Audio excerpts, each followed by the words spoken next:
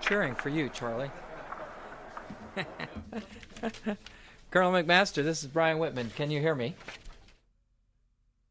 Yes, I can. Well, Colonel, thank you for joining us this afternoon. We know that it's late your time. Actually, I'm sure that the hours you've been working, it's not even very late for you. But we welcome you to the briefing room. This is the first time that you've met with our Pentagon press corps in this format.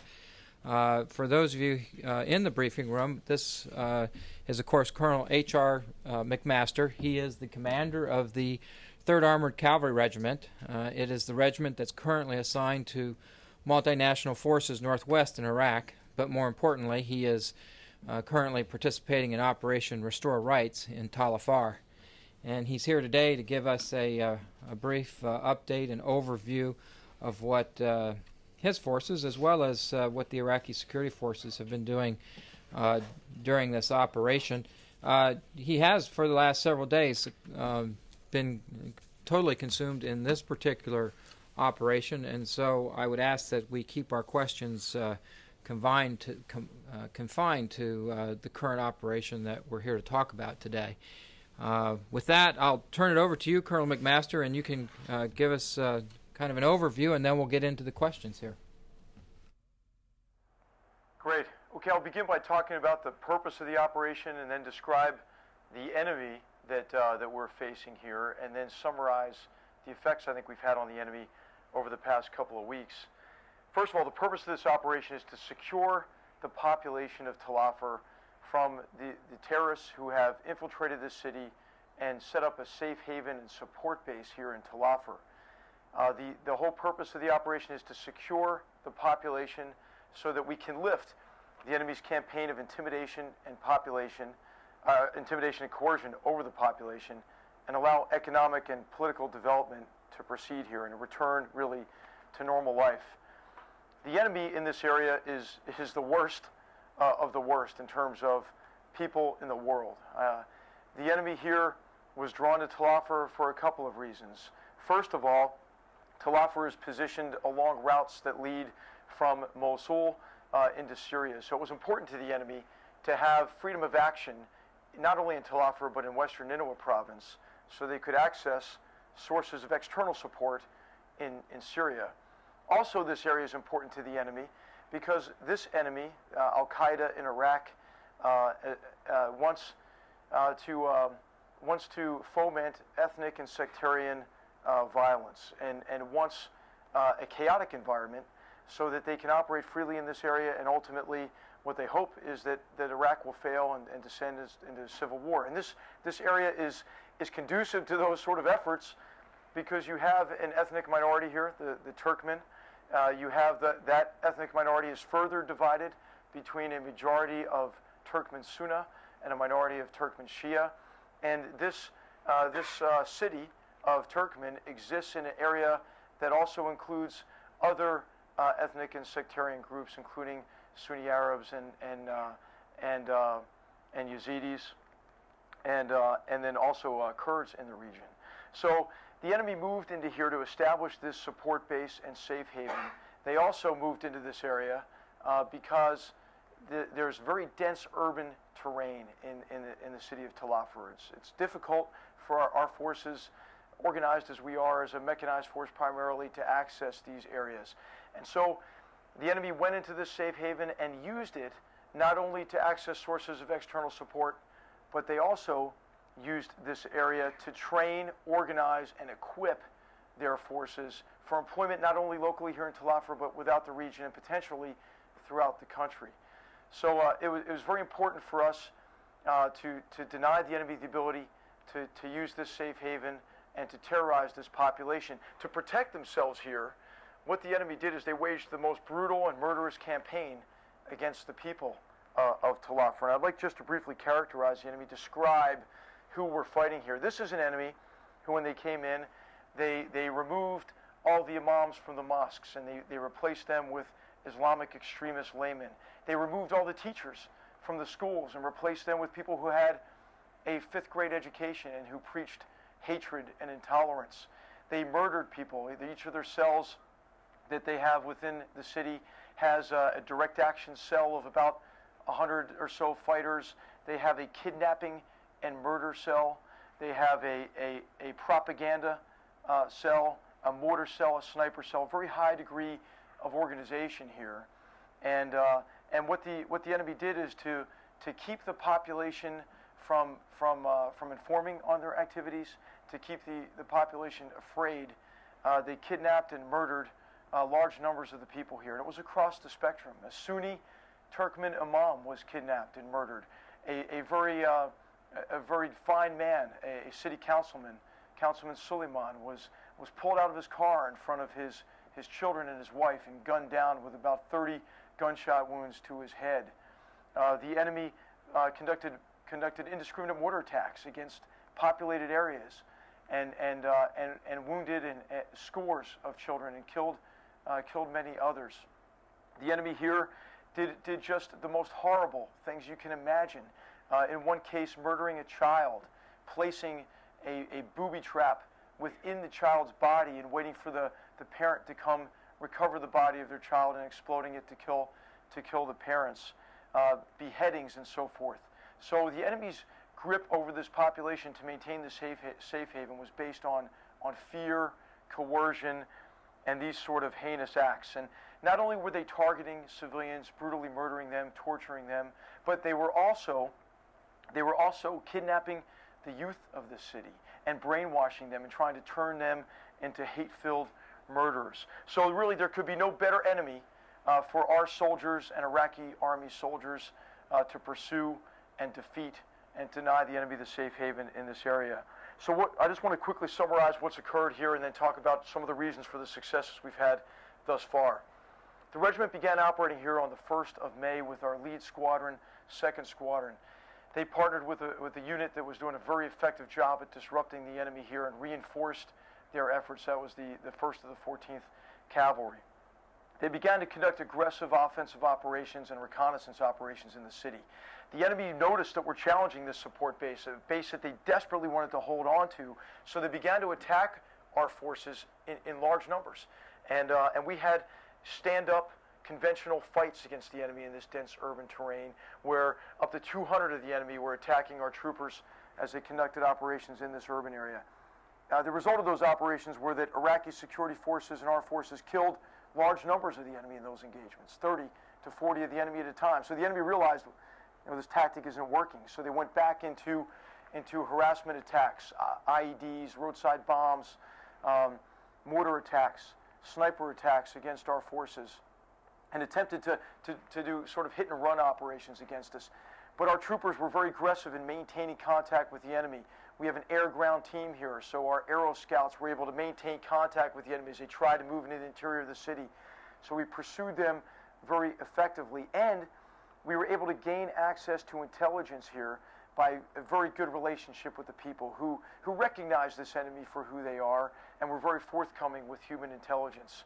In one raid in the beginning of June, for example, we were able to capture 26 targeted individuals, some of the worst people here in Tal Afar, within a 30-minute period. And the enemy began to realize this isn't working either. They can't hide in plain sight anymore. So what the enemy did in response, and this is part of this continuous interaction we've had with them since our arrival in this area, is they intensified their campaign of intimidation over the people. They conducted more sniper attacks against innocent civilians, more mortar attacks. And in response, we targeted their mortar teams. We killed 4 of their mortar teams and captured 2. We killed about 12 of their sniper teams. And we relentlessly pursued the enemy until the enemy realized that a lot of our power was building now toward Tal Afar, because we wanted, as we were figuring this enemy out, we were preparing for operations to destroy their safe haven in a particular neighborhood of the city. So as the specter of coalition operations became apparent to the enemy, as we isolated the city, as we improved the effectiveness of our traffic control points to limit their movement, as we continued to pursue the enemy responded by sending their fighters, many of them, into the outlying communities to hide in the outlying communities until the operation was over. But what we did is we conducted effective operations in the outlying areas. Simultaneous with our operations in Tal Afar, we were establishing a permanent security capability along the Syrian border in Righ, south of Sinjar Mountain in the town of Sinjar. We took over the town of Bash away from the insurgents and reestablished the police force and the Iraqi army there. We went to the town of Afghani, about 12 kilometers north of here. We captured, just out of that one town, one small town of Afghani, about 116 of the enemy in 3 separate operations. One operation that was the most effective was an Iraqi army exclusive operation, and then we established 2 Iraqi companies and recruited police. The police are done training, and now there's a permanent security presence there. The enemy's denied that area. We operated in other outlying communities and captured many more of the enemy. So now the enemy had that option taken away from them, and they resolved then to defend this safe haven in Sarai. I had a chance to walk downtown today and found a lot of their propaganda in their abandoned fighting positions. And this propaganda was, we cannot afford to lose Tal Afar. We're going to defeat the coalition forces and Iraqi security forces here. It was exhorting their forces to defend Tal Afar at all cost. So the enemy then, as we continued to concentrate our efforts on Tal Afar, we brought in some very capable Iraqi security forces to help us. The 3rd Iraqi Army Division, which is our partnership unit, which over the past 4 months has gained a tremendous amount of capability, integrated them into our operations completely. And then we also brought in some additional Iraqi Army battalions, as well as some Iraqi police formations. And the enemy then moved into some of these outlying neighborhoods outside of their support base, and they wanted to take the fight there to divert our attention. They also tried some diplomatic efforts to call off attacks for a couple of weeks and to act as if the problem was solved. Again, a desperate attempt to avoid the removal of the safe haven in Tal Afar. But we conducted very effective combat operations against the enemy, we being the Iraqi security forces and our forces. These were very complex defenses in neighborhoods outside of the Sarai neighborhood, which was the center of the enemy safe haven here. They had their command and control in a safe house in the center that was very heavily defended. Outside of that, they had defensive positions with RPG and machine gun positions. Surrounding those positions, they had homes that were rigged to be demolished by munitions as U.S. and Iraqi soldiers entered them. And then outside of those, they had improvised explosive devices, roadside bombs implanted, buried into the roads. But our forces aggressively pursued the enemy in these areas. They were able to defeat these IEDs based on the human intelligence we developed. We exploded many of them with attack helicopter fire, or detonated them with our engineers. We penetrated that defense. Our tanks led with our Iraqi infantry and support. We absorbed any energy from their rocket-propelled grenades and machine guns, continued the assault into these safe havens, and destroyed their leadership throughout the city. The word then went out that the enemy put themselves on put the other elements on notice. Look, we're being slaughtered here. We need to avoid these very effective combined forces of Iraqi and U.S. forces, but we continued to relentlessly pursue them as we moved to isolate the Sarai district. In the main engagements in this fight happened really between the 2nd and the 6th of September, a period of time during which we killed 118 terrorists and captured 137 of them. And we think at this point the enemy realized the futility of their defensive efforts. In Sarai, the most dense urban terrain you can imagine, there was a very complex defense prepared there, with, again, these roadside bombs, buildings rigged for demolition, machine gun positions, sniper positions, mortars integrated into this. But with our intelligence, our precision fires capability, we were able to severely disrupt that defense and really collapse it all around the enemy. We had some very heavy fighting on the 5th and 6th of September, during which we killed many of the enemy who engaged us from their forward defensive positions. And it was at that point that the enemy shifted their approach again to essentially running away from the area. They gave the word to retreat. They did everything they could to blend in with the civilians who were evacuating from this dense urban area to protect them, and we caught them. I mean, we were integrated with the population. The people were pointing out who the enemy was. We had Iraqi army who was very good at sensing something isn't quite right when this man is walking down the street with children, and the children looked very nervous. This one man in particular was a beheader who had beheaded over 20 people. And we were able to capture him as the children fled, as we came up to talk to this individual, and the children related to us that this man said that they had to walk with him or he would kill them. We captured 5 of the enemy dressed as women trying desperately to get out of the area. Just yesterday, we captured 104 of the enemy in these outlying areas. So we relentlessly pursue the enemy as they attempted to break contact with our forces, but we're maintaining contact with them, and we're continuing to hunt them down. Okay, I want to get to questions. I know you do too, so I'm just going to quickly summarize why I think this operation has been extraordinarily effective. The first reason is the close integration with Iraqi security forces, especially our partnership division, the 3rd Iraqi Army Division. I mean, we are really complementary in our capabilities, and we have achieved a very high degree of synergy in our efforts as a result of that. These Iraqi soldiers are brave, they're courageous, they're building capabilities every day, and we draw strength from their example. I mean, these are men who, like our soldiers, are committed to this mission. They're doing it at great risk to themselves, and in this case, based on the ruthlessness of this enemy, they're doing it at great risk to their families as well. So we're proud, very proud to serve alongside these brave Iraqi soldiers.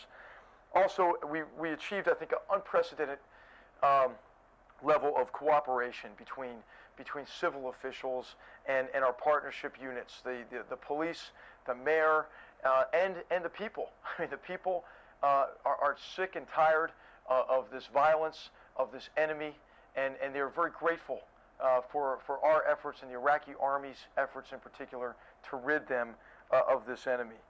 And the cooperation with the people, again, another important element of our success here, the access to the intelligence that relationship we've developed with the people has given us.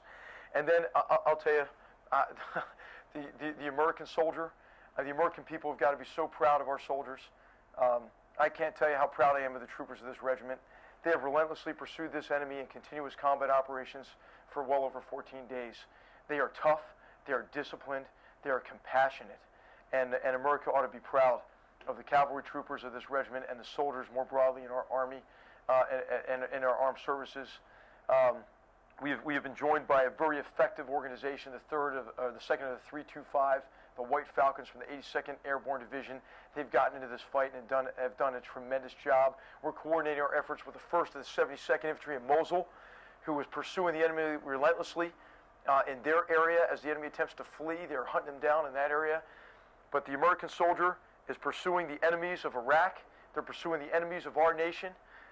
We are committed to this mission to bring freedom and security to 26 million people here, and it is very clear to our soldiers as we go into these areas, as we see these caches, as we see the horrible acts that these people have committed, as we see the extremist literature and the intolerance and the hatred that this enemy possesses. It is very clear to us that these are the enemies of our nation, and we are proud to be here to pursue them and defeat them in Tal Afar and broadly throughout this region. So I'd like to just end with that and then see what questions anybody has about the operation, what our troopers are doing, and what the brave Iraqis are doing alongside our soldiers. Well, thank you, Colonel, and we'll get right into it, and we'll start with Charlie here. Colonel Charlie Ollinger with Reuters. A couple of brief questions. First of all, what does the HR stand for? What name do you go by besides your initials? I can't tell you. No, it's I go by HR really, but it's Herbert Raymond. So my mom named me HR, so everybody calls me HR. You've painted an extremely rosy picture of your campaign so far. Have you taken and secured Tal Afar? And are you going to be able to hold it and keep it? Yeah, those are great questions. Hey, nothing's rosy in Iraq, okay? So I don't want to give you an unrealistic perspective here. What I tried to describe with you was a continuous interaction with the enemy that we've had since our arrival, but an interaction that has been in our favor. We have maintained the initiative over this enemy. So is Tal Afar secure? No, it's not secure. Is the enemy on the run in Tal Afar? Yes, the enemy's on the run. And we're going to conduct some follow-on operations in the next week or so to relentlessly pursue the enemy across the city. The standard for success for us here is to ensure that the enemy can no longer wage an effective campaign of intimidation over the population of Tal Afar. And to get to your question in terms of can we permanently secure it, the answer is yes, and we're taking all measures to do that. In fact, it's the most complicated part of the mission is how we provide permanent security. We're introducing Iraqi security forces into the center of the city. Iraqi army will have access to the population. They'll be in patrol bases in the interior of the city. One of the main local grievances here is that the police force is not representative of the population. In fact, although the Sunni Turkmen population is 75% of the city's population, there are virtually no policemen who are Sunni Turkmen. The reason is, if they had joined the police force, their families would have been murdered. So now that we've lifted this pall of fear from the people, we're recruiting police right now. They're going to go to school here in the next couple of weeks. We're going to introduce them into Tal Afar with Iraqi army and coalition force backup. So building the capability of the security forces, introducing them into the city, controlling the return of civilians, developing sources within the communities to make sure that we have early warning of these terrorists if they come back. These are all things that are very much on all of our leaders' minds as we continue to set conditions for permanent security for the people of Tal Afar. So is it done yet? No. Will it happen? Yes, it's going to happen. And this operation is setting the conditions for establishing that kind of security so these people, these good people in Tal Afar no longer have to suffer. I mean, there are the most beautiful children I've ever seen in my life in this city. I mean, these Turkmen kids in these multicolored dresses, they've suffered for way too long. And all of us, or the Iraqi soldiers, the Iraqi police, our forces are committed to make sure they don't have to suffer anymore. And these terrorists will not come back. They won't come back to Tal Afar. Hey, Colonel, Brett Baer with Fox News Channel. Just to follow on Charlie's question, do you have enough U.S. troops in western Iraq to continue these operations and hold these cities? The criticism, as you know, has been that you have successful operations and then have to go back and do them again because the insurgents and terrorists come back and infiltrate these cities and towns. Well, Brett, what gives us the ability to sort of clear and hold as a counterinsurgency strategy is the capability of Iraqi security forces. And I think we have to remember, that the enemy attacked the Iraqi security forces in a very focused manner over the last couple years. Why was that? Because that's their greatest danger to them. So I think we tend to give the enemy too much credit, not ourselves credit sometimes, is that we've got the right strategy here, which is to build Iraqi security forces which can secure the population from these terrorists and these murders. And the key thing is for us to be able to reconstitute in this area, and that's what we're really doing, is rebuilding, reconstituting police forces which suffered from a focused attack by the enemy last fall, so that the police can be the primary level of security. And now what is fundamentally changed from operations conducted previously is that we have a capable Iraqi army formation to provide them with backup. Now, is the Iraqi army ready to do that on their own yet? No, I mean, they're not. They have some additional capabilities they've got to develop. Some of these longer-term capabilities that they need, the ability to command and control operations over these wide areas. They need some more mobile protected platforms, so that they can overmatch the enemy in tactical engagements. They need some greater logistical capabilities, and they need to develop some more experienced and effective leadership, junior leadership, sergeants, the strength of our Army. I mean, it hasn't existed in this Army previously, and it takes some time to develop that, some junior officer leadership. But we're going to work on all those things. And for example, we just graduated another 54 non-commissioned officers from the NCO Academy that we're running here at the division headquarters at Al-Kisik. It was the second of those classes. We started an officer training class the next week. We've got Minsticky, who is helping us with equipping this force better and giving them some mobile protected platforms, and we're working on the logistical and command and control issues. So just as the question previously, it's not all rosy, but it's positive, it's in the right direction, and we've got to see it through. And will it take coalition forces to back up the Iraqi army until they develop those capabilities? Yes. When will the Iraqi army have those capabilities? I think we've got to understand that the future course of events depends not only on what we do, but on enemy actions and initiatives, which are difficult to predict. So I think what our Iraqi brothers need to know is we're going to stand by them until they develop these autonomous capabilities. And we've communicated to them we're committed to doing that. And I'll tell you, our relationship is extraordinarily positive with our Iraqi army counterparts, and they're getting more effective every day. We learn from them as much as they learn from us. And you understand what the language and cultural barriers are here. They bring a much deeper level of cultural understanding than we could achieve even through our cultural training programs. And they bring us a tremendous infantry capability to combine with our combined arms capability within the cavalry formations that we've been employing here. So you know, is there enough force here right now to secure this area permanently? No. Are there opportunities for the enemy in other areas within our region? Yes.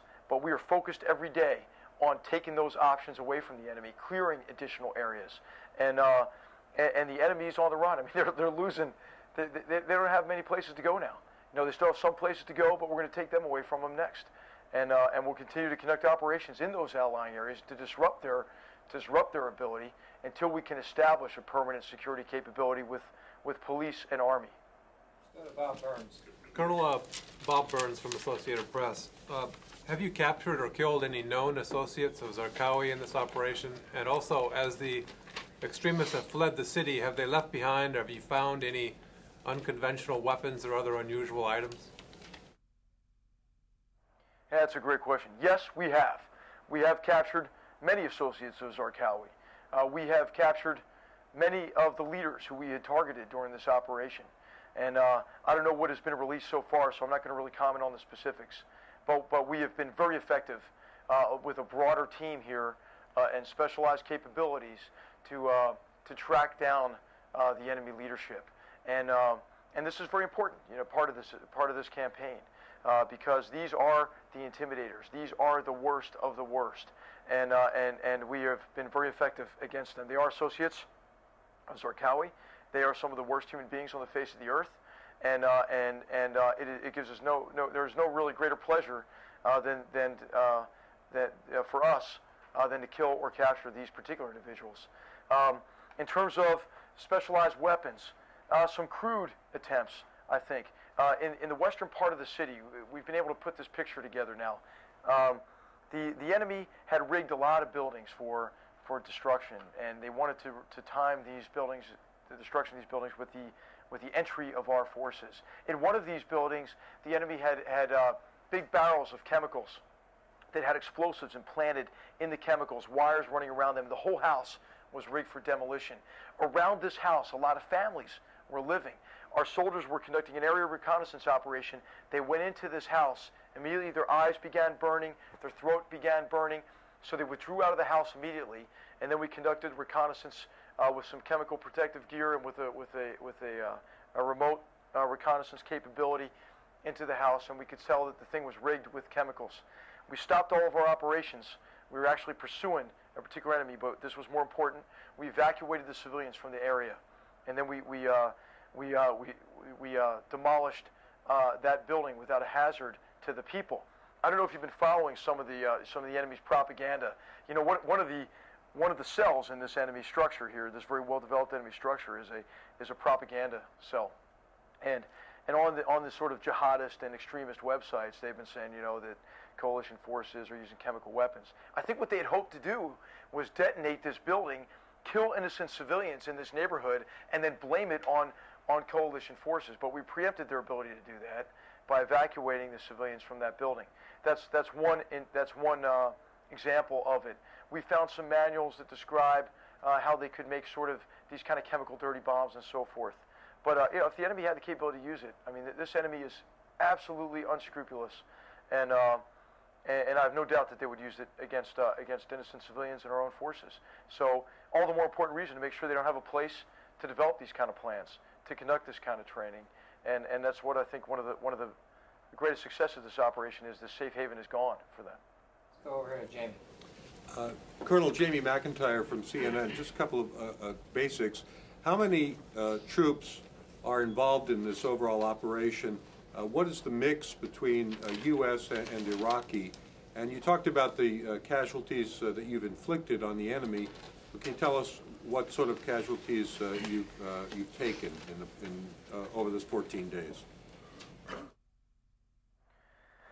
Yeah, this operation includes over 5,000 Iraqi security forces, about 3,500 growing maybe to about 3,800 of our forces. That number fluctuates from day to day as units arrive and as units depart. We have suffered casualties. It depends on what period of time to talk about the numbers of casualties. I gave you some specific numbers for a specific window of time. The most recent U.S. casualties involved one of our troopers who was killed in action in the western part of the city several days ago. Since the beginning of this operation, this operation's been going, as I mentioned, since really May, but this focused part of the operation of the last 2 weeks, we've had 11 of our troopers wounded, most of whom who have courageously returned to duty to continue to pursue the enemy. In terms of brave Iraqis who have been killed in action during this operation, it is 8 of our brothers have fallen alongside of us. They have been killed in some cowardly attacks involving a suicide bomber on one occasion and a couple of IED attacks. 19 Iraqi soldiers have been wounded during this operation, and for civilians, we think that caught in the crossfire during this operation, that 3 to 6, depending on where these casualties occurred, of civilians were killed during this operation. Now the enemy has attacked and killed more civilians, as they had consistently in Tal Afar. I think one of the things that all of us are proudest of in this operation is how the discipline of our soldiers and their ability to overwhelm the enemy in every tactical engagement, but apply firepower with discipline and discrimination, has saved civilians' lives. I mean, far more civilians have been killed in Tal Afar on a daily basis just by the terrorists who are attacking them than have fallen during this operation itself. So I hope that answers your question. I can probably get through Brian some more specific details in terms of time and that sort of thing if you need that information. We're here to Tom Schenker. Colonel, it's Tom Schenker from the New York Times.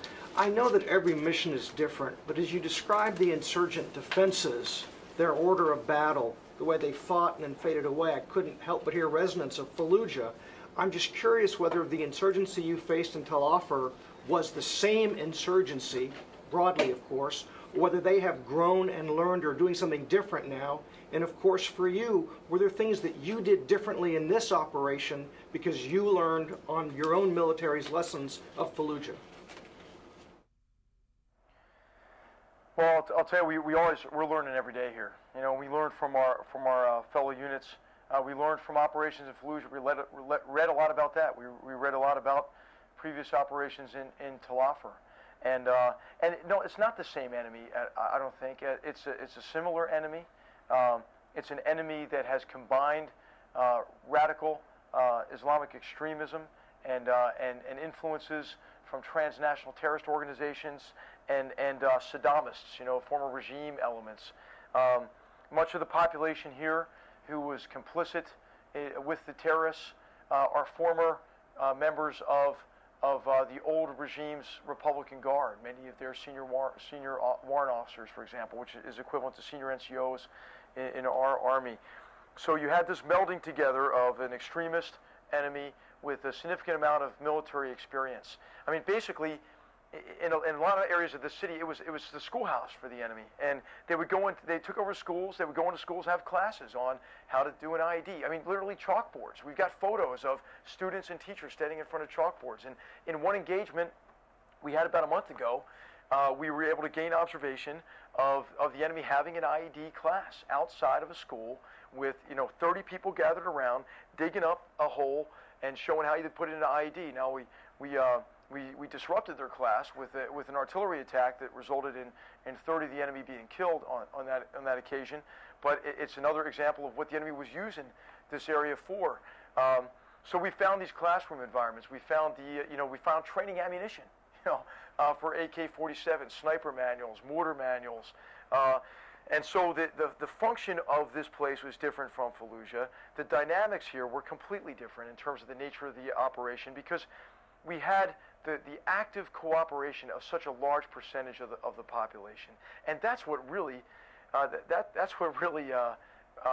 allowed us to defeat the enemy at such a low cost, was that we had very precise information. So we knew what houses were rigged to explode, and we destroyed them in advance. We knew what defensive positions they were in, and we killed the enemy in those defensive positions before we closed with them. We knew where their IEDs were in the roads, so we exploded those IEDs with helicopter fires. Now, we're still finding more and more of these positions after the enemy attempted to retreat out of this area, and we're exploiting those areas now and developing a more full picture of what the enemy was about in this area. But so I would say there are similarities, with the way the enemy attempted to defend in here and the way the enemy defended in Fallujah, but the enemy just couldn't get there. They couldn't pull it off, and I think that a lot of that has to do with the effectiveness of Iraqi security forces operating with us, and really the main issue, I guess the main difference would be the access to human intelligence and the cooperation of the population. We've really reached the end of our time, but if I could ask you to indulge with one more question, we'll go to the Los Angeles Times. Hi, Colonel. It's Mark Mazzetti with the Los Angeles Times. You said a little while ago that right now there wasn't enough coalition force to secure the area permanently. And I'm wondering how long do you think it'll take to really effectively do the hold part of the clear and hold operation? Is this months before Iraqis can actually hold this territory permanently, or what's your assessment? Yeah, I'll tell you frankly, it's difficult to predict how long it's going to take because there's so many factors that bear on this thing. It has to do a lot with how capable these forces are as we build them. So we've got to really make sure that they can withstand the enemy's intimidation. And it has a lot to do with the enemy. I mean, one of the things we wanted to do with this operation was set conditions for the establishment of Iraqi security forces so that they get some time, some breathing space to develop some confidence, some cohesion within their police and army formations, develop some leadership, and that they're able to operate more effectively in a more permissive environment. So I couldn't hazard a guess because of this continuous interaction with the enemy. The progress that we're going to have in Iraq is not going to be linear, and I think everybody wants to, or some people want to say that the enemy's enjoyed a great success somewhere, because there's been an effective attack on Iraqi security forces, for example. But I mean, that's what the enemy's job is, is to come back at us, and we've got to recognize that what we have to do is we've got to accelerate our operations against them. We got to maintain the initiative. We got to continue to pursue them, and so are we making progress in this area security-wise? Definitely, definitely. Did we severely disrupt this enemy right here and deny them their safe haven and sort of atomize their organization, kill and capture large numbers of them, kill and capture their leadership? Yes, we did. Is it over? No. I mean, the enemy's going to try to come back at us. They're going to try to coalesce. They're going to try to figure out ways to come back and reestablish this intimidation campaign. But we're not going to let them do it. I mean, we're going to continue to increase our effectiveness by thinking hard about this problem, by partnering effectively with Iraqi security forces. And so I know it's a non-answer, I'm sorry, but I can't predict how long it's going to take. But I'll tell you, we're committed to doing it. Our soldiers are committed to doing it, and the Iraqi soldiers are committed to doing it. Well, Colonel, we want to thank you for taking the time this evening to be with us. We appreciate that you are very busy, but it is very helpful for us back here to hear from commanders on the ground that are actually involved in these operations from time to time. So we thank you very much, and we wish you the best. Hey, thanks. And please, everybody, just please tell the American people how great their soldiers are. You got to tell them. I mean, it is unbelievable what they're doing. I mean, I know I can't keep you any longer, but I just want to tell you, they're fighting, they're defeating the enemy, they are partnering with Iraqi security forces, they're building Iraqi security force capability, they're providing humanitarian assistance, they're organizing reconstruction right now, they are taking care of the people of the city as they're pursuing the enemy. I mean, it is extraordinary, the quality of the young men and women who we have here pursuing the enemies of our nation and helping to secure the people of Tal Afar and Western Nineveh. So you got to tell them. And thanks for this opportunity to talk with you. Thank you, Colonel. Thank you.